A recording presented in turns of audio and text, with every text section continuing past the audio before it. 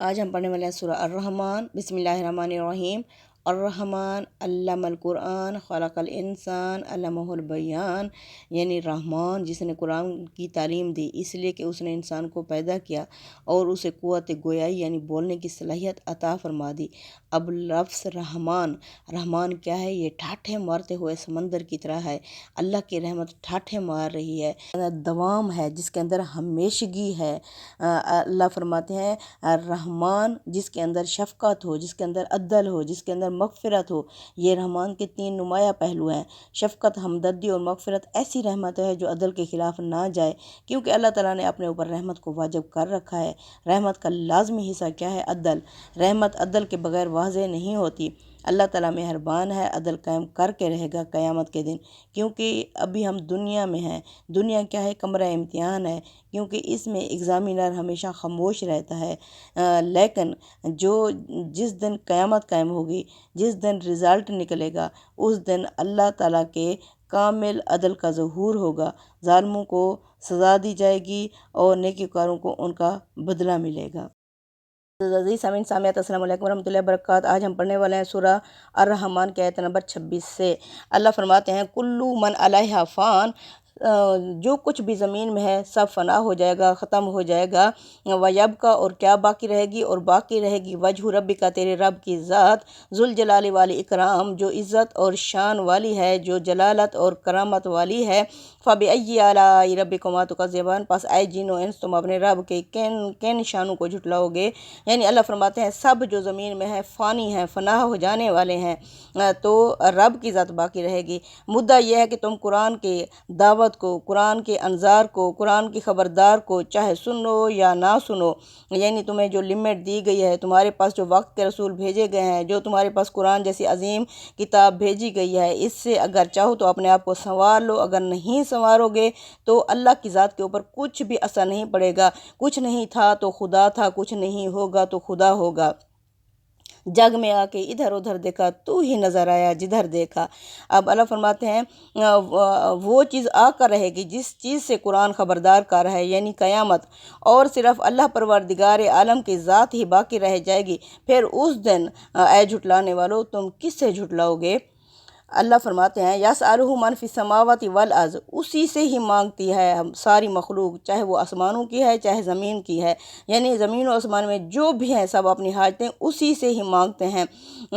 کل یومن ہو فی شان، وہ تو ہر روز نئی شان میں ہوتا ہے، یعنی تم جو بھی لوگ ہو اپنی حاجتیں جس سے بھی دنیا میں مانگتے ہو، لیکن پاتے کس سے ہو؟ اسی خدا سے ہی پاتے ہو، اسی لیے در حقیقت تم اسی کے ہی سوالی ہو، اسی سے ہی مانگتے ہو۔ وہ تو ہر روز نئی شان، نئی حالت میں ہوتا ہے، نئے کام میں مصروف ہوتا ہے۔ مطلب یہ ہے کہ دنیا کو بنانے کے بعد اس کا خالق اس سے الگ ہو کر کسی گوشہ خلوت میں نہیں بیٹھ گیا، بلکہ اپنی کائنات کا نظم و نسق چلا رہا ہے، اور بصیرت کی آنکھیں ہوں تو ہر آن تم اسے ایک نئی شان، نئی حالت میں، نئے کام میں دیکھ سکتے ہو۔ اس کے بعد بھی تم مغالطے پیدا کرتے ہو، تو سوچو کس ہستی کو اور کن شانوں کو تم اللہ کی جھٹلا رہے ہو۔ نمبر 31 میں اللہ فرماتے ہیں سَنَفْرُغُ، ان قریب ہم فارغ ہوئے جاتے ہیں، لکم تمہارے لیے، ایھا الثقلان، اے زمین کے بوجھو، اے بھاری جتھو، ہم تمہارے لیے فارغ ہوئے جاتے ہیں۔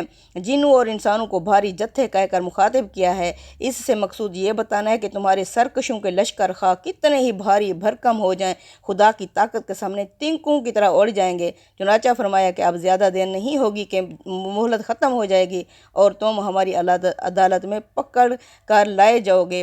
باقی کام کو چھوڑ کر اب ہم صرف اسی کام کی طرف متوجہ ہو رہے ہیں، یعنی کہ تمہاری جو آخرت ہے، تمہارا جو رزلٹ ہے، اسے ہم آؤٹ کرنے والے ہیں۔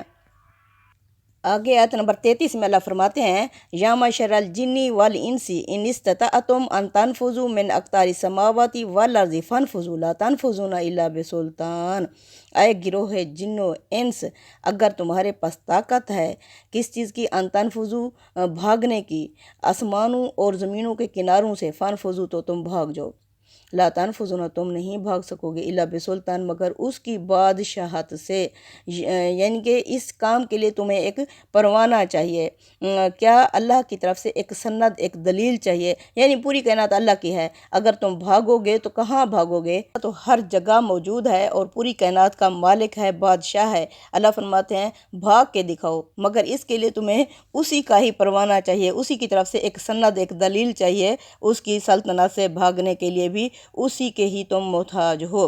فَبِأَيِّ آلَاءِ رَبِّكُمَا تُكَذِّبَانِ پھر اے جن و انس تم اپنے رب کی کن نشانوں کو جھٹلاؤ گے؟ اللہ فرماتے ہیں یُرْسَلُ عَلَيْكُمَا شُوَاظٌ مِّن نَارٍ وہ برسائے گا تم دونوں مخلوقات یعنی جنوں اور انسوں کے اوپر آگ کے شعلے، وَنُحَاسٌ اور دھواں، فَلَا تَنتَصِرَانِ پس تم اپنا بچاؤ نہیں کر سکو گے۔ فَبِأَيِّ آلَاءِ رَبِّكُمَا تُكَذِّبَانِ پھر اے جن و انس تم اپنے رب کی کن نشانوں کو جھٹلاؤ گے؟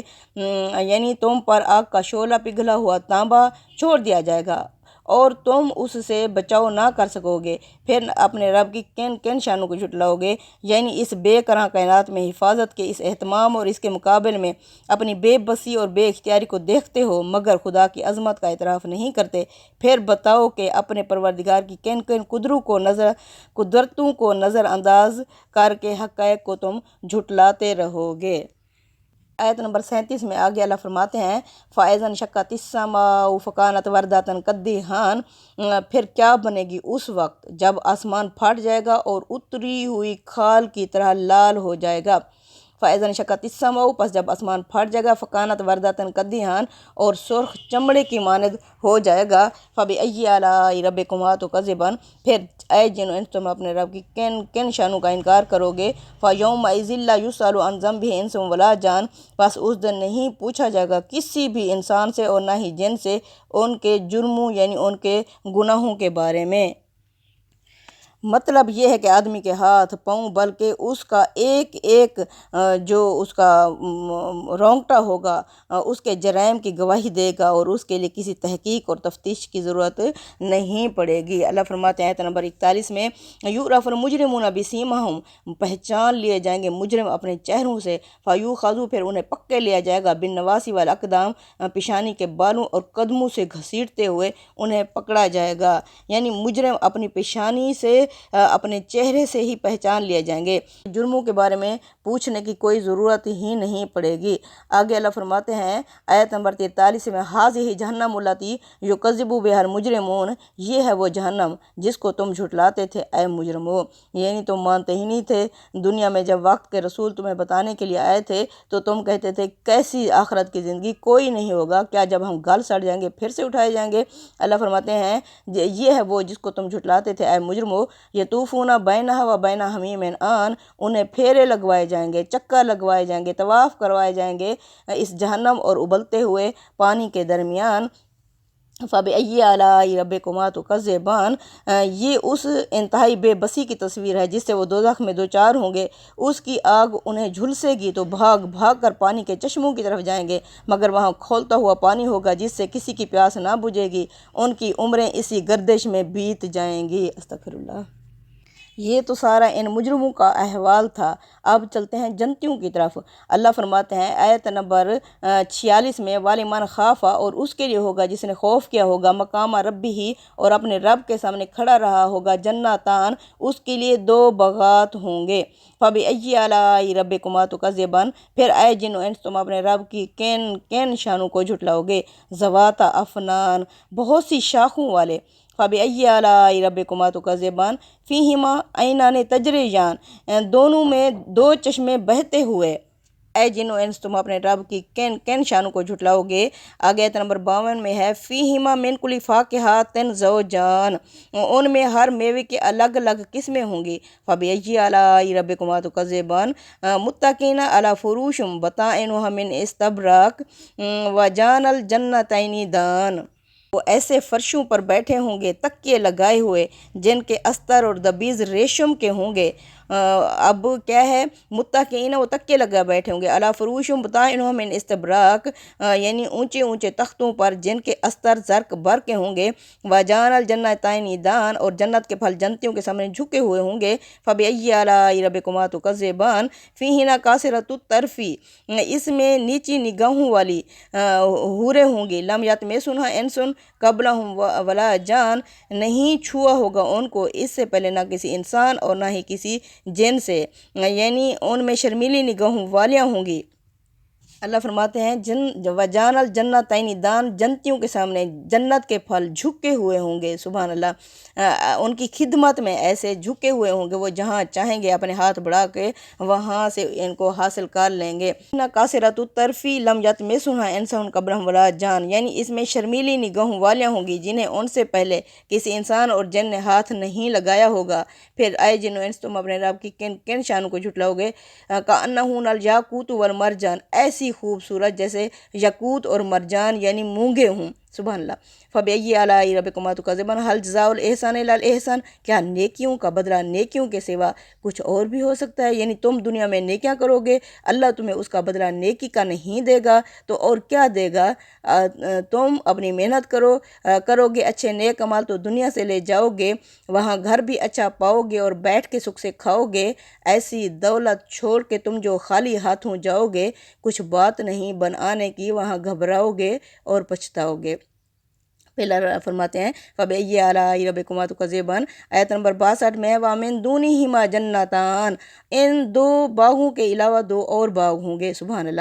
وہ کون سے ہوں گے؟ یعنی کہ یہ دو مزید باغوں کا ذکر اتمام نعمت کے لیے ہوا ہے، یعنی یہاں نعمت اللہ کی نعمتیں تمام ہو جائیں گی، یعنی ان کا پوری فل پروٹوکول کے ساتھ نعمتیں اتمام کے ساتھ پہنچیں گی، یعنی صرف وہ دو نہیں اس کے علاوہ دو اور باغ بھی ان کے لیے ہوں گے۔ ان باغوں کے جو اوصاف بیان ہوئے ہیں ان سے واضح ہے کہ پہلے دو باغ ہموار علاقے میں اور مستقل قیام گاہوں کے لیے ہوں گے اور دوسرے دو باغ پہاڑی مقامات پر اور سیر و تفریح کی غرض سے آ کر رہنے کے لیے۔ حور مقصورۃ فی الخیام اور فیہما عینان نضاختان کے الفاظ اس فرق کی طرف صاف اشارہ کر رہے ہیں کہ یہ پہاڑی علاقوں میں سیر و تفریح کے لیے جب جائیں گے وہاں میسر ہوں گے، سبحان اللہ۔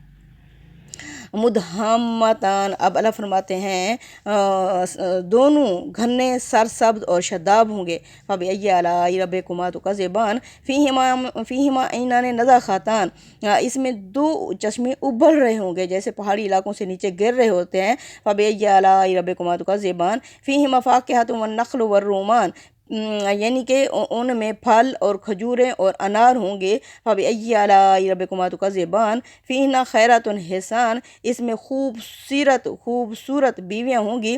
فبأی آلاء ربکما تکذبان حور مقصورۃ فی الخیام ایسی حوریں جو خیموں میں بند ہوں گی، سبحان اللہ۔ فبأی آلاء ربکما تکذبان لم یطمثھنھا انس قبلہم ولا جان نہیں چھوا ہوگا ان کو اس سے پہلے نہ کسی انسان اور نہ کسی جن نے۔ فبأی آلاء ربکما تکذبان متکئین علی رفرف وہ تکیے لگائے بیٹھے ہوں گے اونچے تختوں پر، خوضروں سبز رنگ کے ہوں گے، وعبقریین حسان جو نادر اور نایاب ہوں گے۔ فبأی آلاء ربکما تکذبان پس اے جن و انس تم اپنے رب کی کن کن شانوں کو جھٹلاؤ گے؟ وہ سبز چاندنیوں میں اور خوبصورت نادر قالینوں پر تکیے لگائے بیٹھے ہوں گے۔ پھر اے جن و انس تم اپنے رب کی کن کن شانوں کو جھٹلاؤ گے؟ یعنی اب اللہ فرماتے ہیں وہاں پھل میں کھجوریں ہوں گی اور انار ہوں گے۔ پھل کے بعد کھجور اور انار کا ذکر عام کے بعد خاص کی حیثیت سے آیا ہے، اس لیے کہ یہ دونوں پھل عرب کے محبوب پھلوں میں سے تھے۔ اب اللہ فرماتے ہیں ابکریین یعنی عرب جاہلیت کے افسانوں میں ابکر کا لفظ پرستان کے لیے آتا ہے۔ اہل عرب اسی کی نسبت سے ہر نفیس اور نادر اور نایاب چیز کو ابکری کہا کرتے تھے۔ تبارک اسم ربک ذی الجلال والاکرام بڑی برکت والا ہے تیرے جلیل و کریم پروردگار کا نام، یعنی کہ اللہ فرماتے ہیں محمد صلی اللہ علیہ وسلم اس لیے مطمئن رہو یہ تمام برکتیں اور نعمتیں لازماً ظاہر ہو کر رہیں گی، سبحان اللہ۔